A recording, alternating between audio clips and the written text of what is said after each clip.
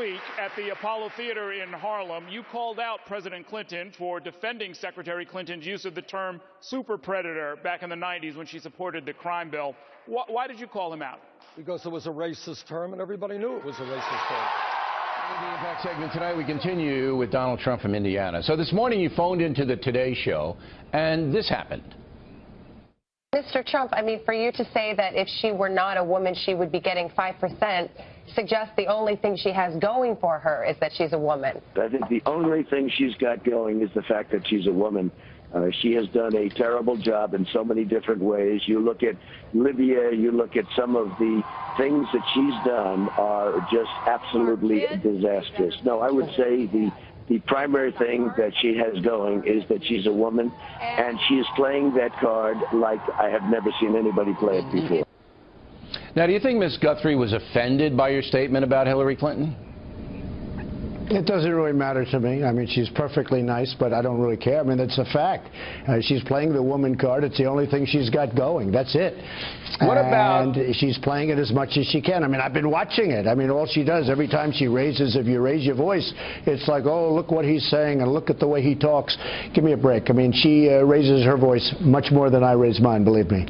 What about this sexism thing? I don't really know what this is. Anytime I say or criticize a woman, I'm accused of being a sexist. But anytime I criticize the African-American community in any way, then I'm a racist. If I criticize illegal immigrants, then I'm anti-poor and anti-Hispanic. I think that's going to be a major theme directed against you. Anytime you criticize Hillary Clinton, you're a sexist. Are you ready for that?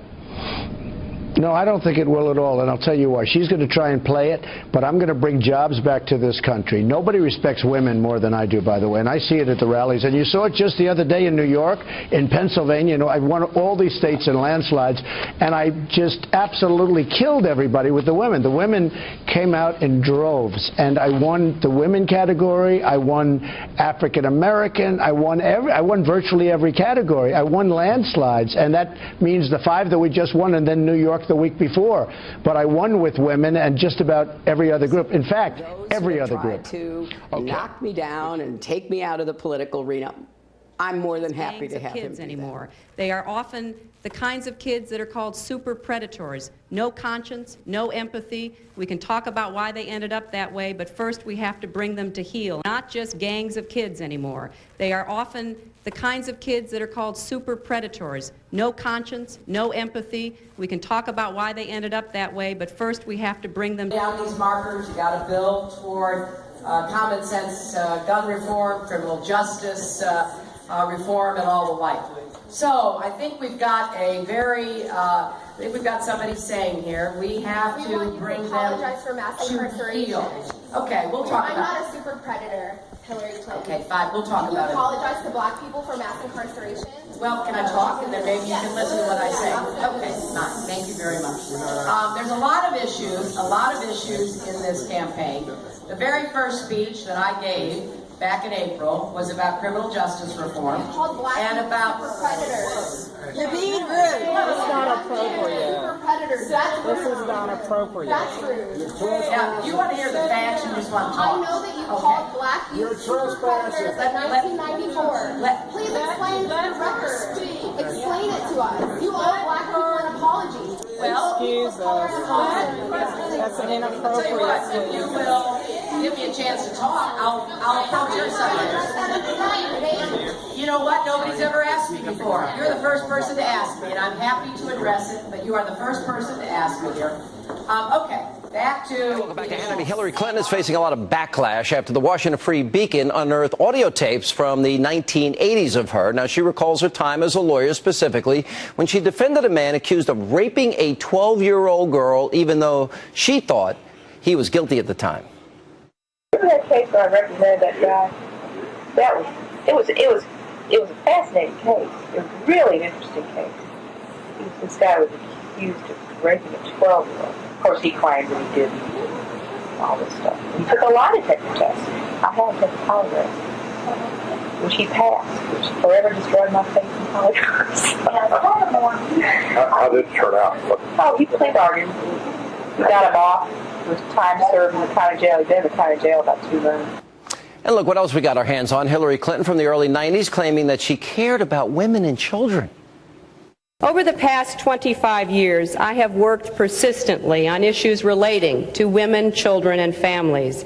It is a violation of human rights when individual women are raped in their own communities. It is a violation of human rights when a leading cause of death worldwide among women ages 14 to 44 is the violence they are subjected to in their own homes by their own relatives.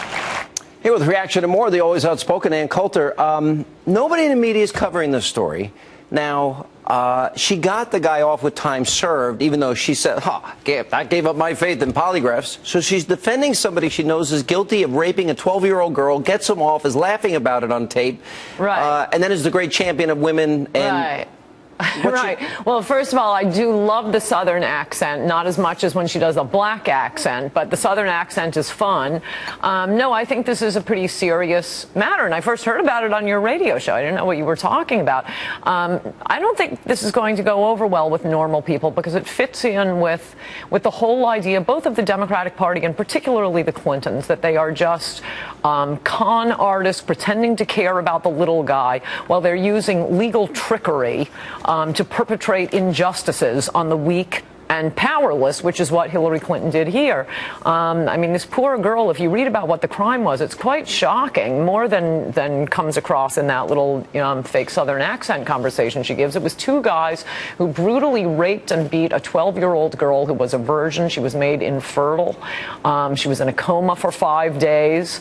And Hillary Clinton not only defended this guy, do not believe what they are saying elsewhere, that lawyers are required to do this. You know, oddly enough, I am a lawyer. I practice law. I don't know any lawyers who have defended criminals. I mean, personally. She said she did it as a favor. You have to reach out to take these cases. No one forces you to defend, Ted Bundy. It's always the same lawyers doing it.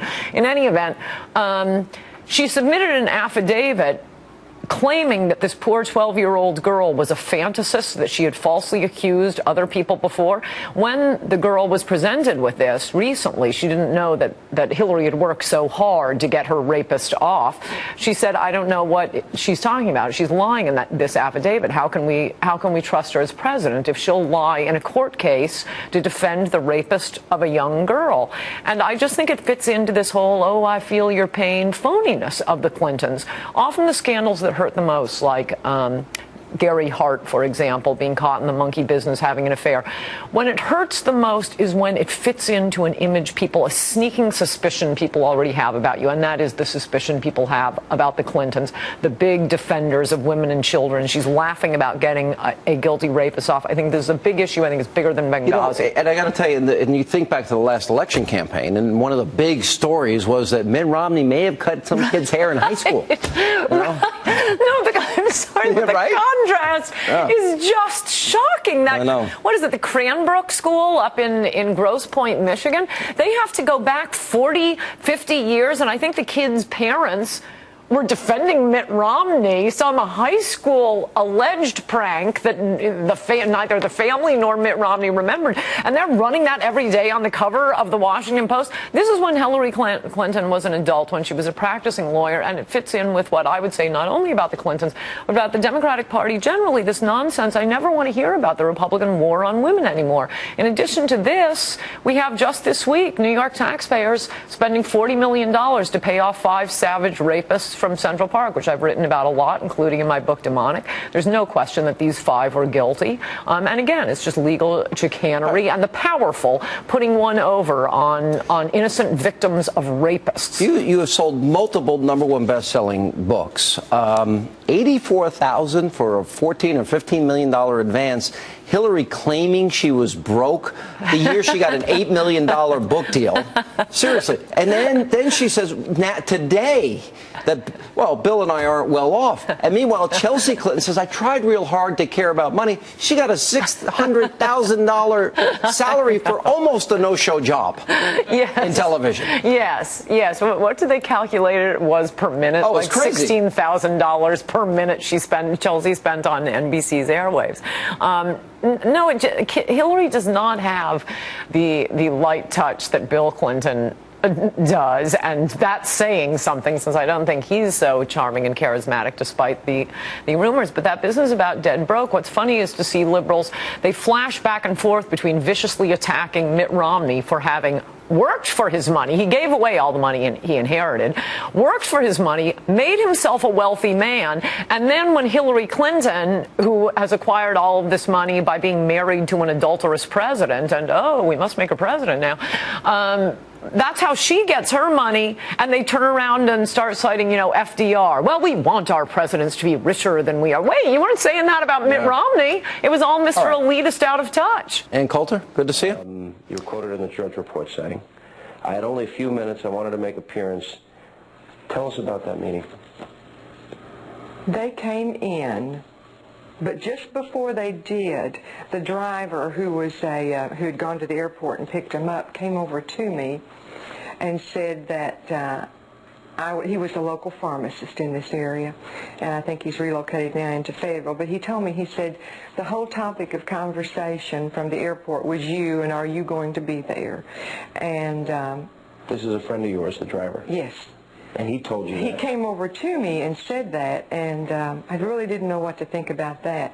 The minute they came in the door, I'm standing over in the living room area, and I see them come through the kitchen area, and I see her going up to someone, and they're pointing at me. And I see him go the opposite direction. I assumed when they came in, if I was still there, that he might come up and say something. But she made her way just as quick as she could to me. And what happened? Well, I almost got nauseous when she came over to me. And she came over to me, took a hold of my hand, and said, I've heard so much about you, and I've been dying to meet you, or been wanting to meet you. It's just paraphrasing right now. And she said, I just want you to know how much that Bill and I appreciate what you do for him. And I said, well, thank you. And I started to turn and walk away. This woman, this little soft-spoken, pardon me for the phrase, dowdy woman, that seemed very unassertive, took a hold of my hand and squeezed it and said, do you understand everything that you do? I could have passed out at that moment, and I got my hand from hers and I left. How hard was she? She was really squeezing. Yes. She was just holding on to my hand. She didn't, because I had started to turn away from her, and she held on to my hand, and she said, do you understand everything that you do? I mean, cold chills went up my spine. That's the first time I became afraid of that woman. You interpret that to mean she knew about the incident? I certainly do. And thank you for keeping quiet. The final part of my exclusive interview with Juanita Broaddrick. Is something motivating you? There's something you want to say? Why did you want to come out now? I think it's because they have turned a deaf ear, to my situation. I have really wrestled with this in my own mind, what I should do, and it's so upsetting to see Hillary Clinton and Bill Clinton do the things that they do now and have the past that they have on this situation. Mm-hmm. You never wrote a book. You never sold your story. You've had a lot of offers? I've had a couple of offers as well. Mm-hmm. But you never did. Hillary, our book comes out, as you know, it's out this week. Yes. 1 million copies are in print. It's a pretty large first printing. We read $8 million she got for the deal. One of the things she says in this book is that Bill had lied to her up until 2 days before she gave her grand jury testimony. He gave the grand jury testimony. And she said he came to her that morning, admitted the Monica Lewinsky thing. Let me read you what she says. I could hardly breathe. I was gulping for air. I started crying and yelling. What do you mean? What are you saying? Why did you lie to me? She said she didn't have a clue. She believed him up to that point. That is unbelievable. It's completely unbelievable, because I think she's always known, at least for the 25 years that I've been familiar with them, I think she's always known. I think she's always covered up for him. And like I've said before, I can't imagine someone covering up what a man and her husband has done just for the sake of power. You think that's what it's about? Yeah, I think it's power, and I think it's money. Let me say we did offer President Clinton, Senator Clinton, and their respective camps time to appear and respond tonight to the allegations. Neither party responded to our repeated offer.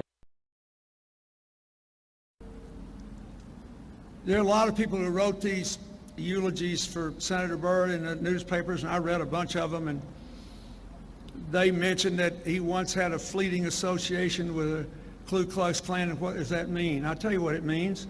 He was a country boy from the hills and hollows of West Virginia. He was trying to get elected. And maybe he did something he shouldn't have done, and he spent the rest of his life making it up. And that's what a good person does. There are no perfect people. There are certainly no perfect politicians. Today, our country has lost a true American original, my friend and mentor, Robert C. Byrd. Senator Byrd was a man of surpassing eloquence and nobility. And I will remember him for many things, but most of all, for a heartfelt comment he made to me in the dark days following the attack on our country on 9/11. My state of New York was reeling, and we were scrambling to provide support and relief. Think of me as the third senator from New York, he said. And he meant it.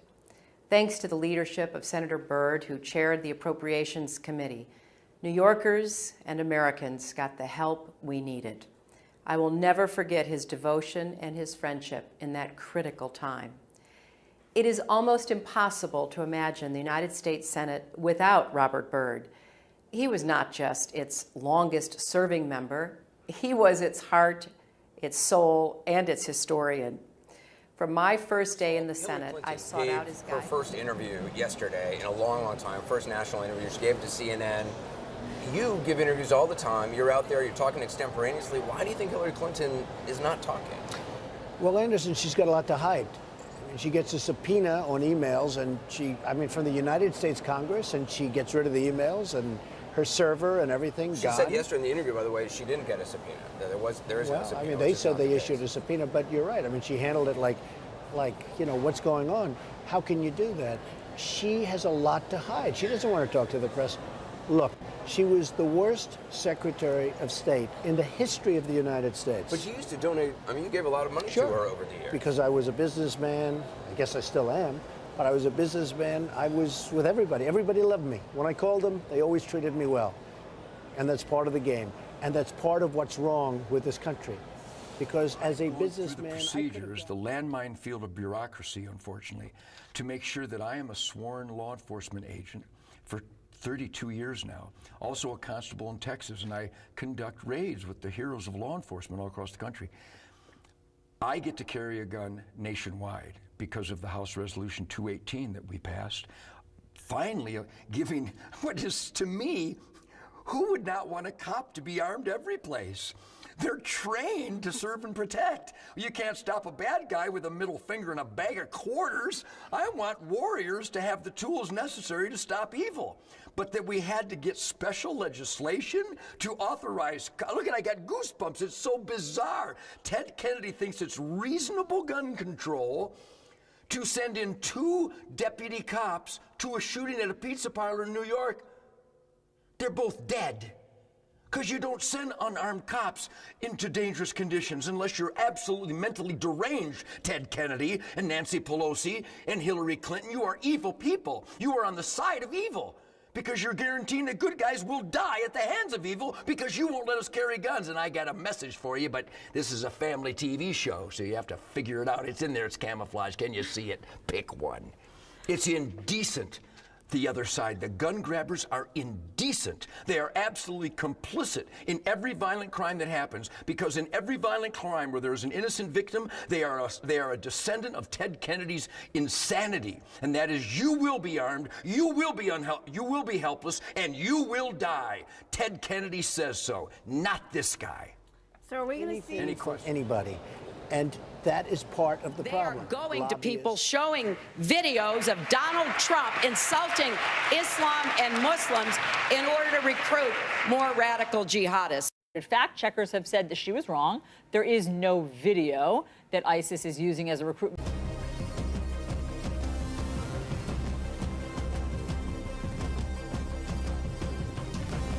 There's a video, and it seems like there's a pattern now of her claiming that videos exist that do not exist that will cause, terrorism. This just reinforces her. In this campaign, majority of Americans question your honesty. Some GOP rivals and family members of the Benghazi victims are saying you lied to them in that hearing. We've seen rage and violence directed at American embassies over an awful internet video that we had nothing to do with. Absolutely lying. She told me something entirely different at the casket ceremony. She said it was the cause of the video and tell me what happened with my son. That's consistent to her career as a serial liar. Without a doubt, Mrs. Clinton really has a problem embracing the truth. I just decided I'd better look at the notes just to review exactly what she said, so I'd have the facts down. And let me just read what's written down here. It says, I gave Hillary a hug and shook her hand, and she said, we are going to have the filmmaker arrested who was responsible for the death of your son. What difference at this point does it make? When I think back now to that day and what she knew, it shows me a lot about her character, that she would choose in that moment to basically perpetuate what she knew was untrue. This was a fast-moving series of events in the fog of war, and I think most Americans understand. How about more generally? Do you think there's something you can do to get a majority of Americans to believe you're trustworthy? I remember landing under sniper fire. There was supposed to be some kind of a greeting ceremony at the airport, but instead we just ran with our heads down to get into the vehicles to get to our base. Her arrival in Bosnia was not quite as dramatic as Clinton put it. Memory should always match the videotape. We are the only country in the world that can stop that. The Israelis, in my opinion, do not have the capability of stopping it. They can delay it. But at the end of the day, if we don't get it done the way the administration's working on it now, which I totally agree with, then we ought to take them out. Secretary Clinton. Well, we're That's working hard. We're working hard. I said at the end of the day. The end of the day may be next year. It will be next year. Yeah, look, I'm waiting. Look. I think the president has been very, very clear on this. A new world order. He has always said all options are on the table, and he means it. They're having troubles now. The sanctions are not complete yet. We want to squeeze them down more, but they're having an effect. And then, frankly, there are those who are saying the best thing that could happen to us is be attacked by somebody. Just bring it on, because that would unify us. It would legitimize the regime. An argument is made constantly on the hard line side of the government that, we're not going to give anything up, and in fact, we're going to provoke an attack, because then we will be in power for as long as anyone can imagine. And that's the reason I say, if anybody's going to do it, we ought to do it.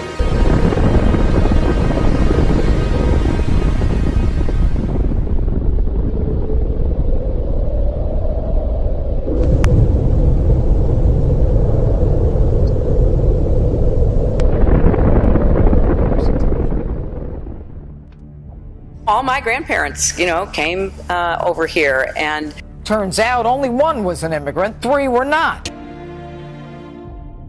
the server contains personal communications from my husband and me. The server will remain private. Only time I got on the internet, I did 2 emails. Otherwise, I didn't want to be one of them. I have been a critic of NAFTA from the very beginning. Frequent favorable comments about NAFTA, including this one in 1996. Oh, I think that everybody is in favor of free and fair trade, and I think that NAFTA is proving its worth. Participants in that event said, quote, her remarks were totally pro-NAFTA. And when Barack Obama sent out this mailer last month in Ohio arguing that Clinton actually supported NAFTA as First Lady, Clinton exploded, accusing Obama of dirty tricks. So shame on you, Barack Obama.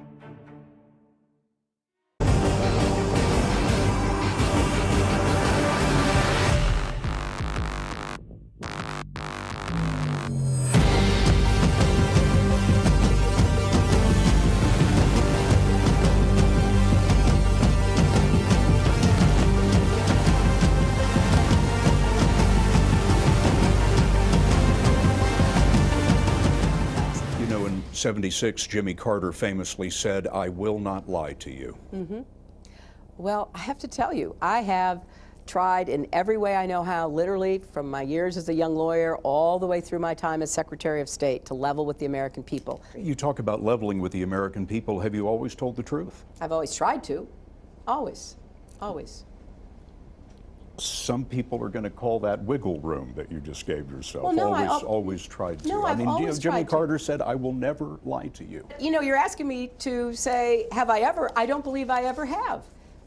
I don't believe I ever have. I don't believe I ever will. I'm going to do the best I can to level with the American people. We have more than met the request from the State Department. The server contains personal communications from my husband and me, and I believe I have met all of my responsibilities, and the server will remain private. Hello.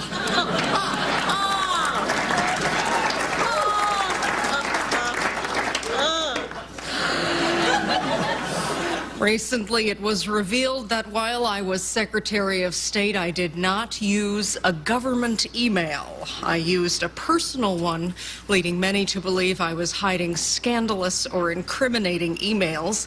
And to those people, I'd like to say, nice try. Those emails are clean as a whistle. This is not how Hillary Clinton goes down. Hi, it's Hillary. I really screwed up on Benghazi today. Please. I wasn't born yesterday. I was born 67 years ago, and I have been planning on being president ever since. There will be no mistakes in my rise to the top. I want to thank Stan Lee and Peter Paul. We decided to start our own company, starting with 1 employee and $500,000 that I put together. Peter set me free. Stan Lee, some big announcement he's making about the internet. Within a year, we had a market cap in excess of $300 million. I decided, well, maybe I should reach out to Bill Clinton to work with us and be a rainmaker for the company when he left the White House. My first entrepreneurial venture was setting up a comic book stand and used comic books. I had 2 Foot Lockers full of them. I could accomplish my objective by becoming a major contributor to the party. I don't know about you, but I've been to 1 or 2 of these events. It's critical that we all chip in and contribute whatever we can. We want to thank you, and we're going to be there for you. That's great. It was great to see you. Look forward to working with you. Thank you. This has nothing to do with campaign contributions at all. How are you? Nice to see you again. I'm very glad to see you again. And I also want to thank Stan and Joan and Peter and Andrea for their support. My interest in supporting Hillary Clinton was specifically to hire Bill Clinton. I'm thrilled. You got me all jazzed up. And they concocted a big fundraiser for Hillary. This fundraiser in August 2000 in Los Angeles raised more than $1 million for then Senate candidate Hillary Clinton. I want to thank Stan Lee and Peter Paul. I had accomplished hiring a president of the United States to work with me when he left the White House.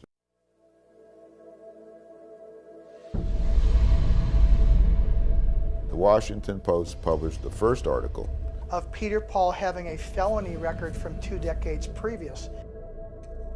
And that I didn't contribute any money to her campaign, and she vowed she wouldn't take any money from me.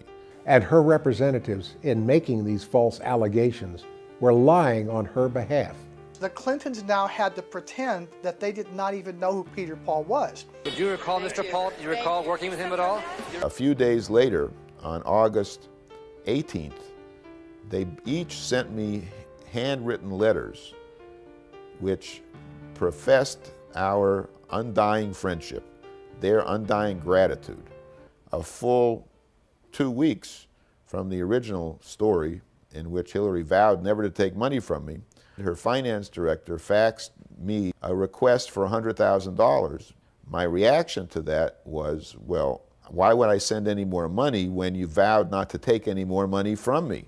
This appears that it was planned all along that they were going to deceive Peter Paul, steal his Japanese business partner, and do damage to his company. Tendo Oto had promised to infuse Stanley Media with $5 million in November of 2000. Bill Clinton's business partner, Jim Levin, had flown to Japan, stolen Tendo Oto as a business partner, made his own agreement. And what he had effectively done was convince Oto, instead of working with the president with me and my company, that he could work directly with the president with Levin. So that began to trigger a meltdown of the stock. The company collapsed as a result. I discovered that in the filings that Hillary's campaign filed with the FEC, they had entirely omitted any reference to any of my contributions. The Clintons took $2 million from me and hid it. Now, what we're looking at here is the largest election law fraud in the history of the United States. And he told the feds that the Clinton campaign lied about it. Don't tell everything. And I delivered a demand letter to Hillary Clinton. We had filed the civil suit against the Clintons, which detailed all the money that I'd spent with copies of checks and invoices. And then I discovered that I was being investigated in connection with the misuse of my brokerage accounts. I was suddenly detained by Interpol in Brazil for extradition. They moved me to a remote part of this jail, which was called the Corridor of Death. The Clintons were able to have the original civil suit thrown out on the basis of that I was a fugitive at the time. Hillary's skill has been in seeing to it that obvious crimes didn't reach the level of being placed in front of a jury. Because if they ever had, she might have been baking cookies in the same place that Martha Stewart did.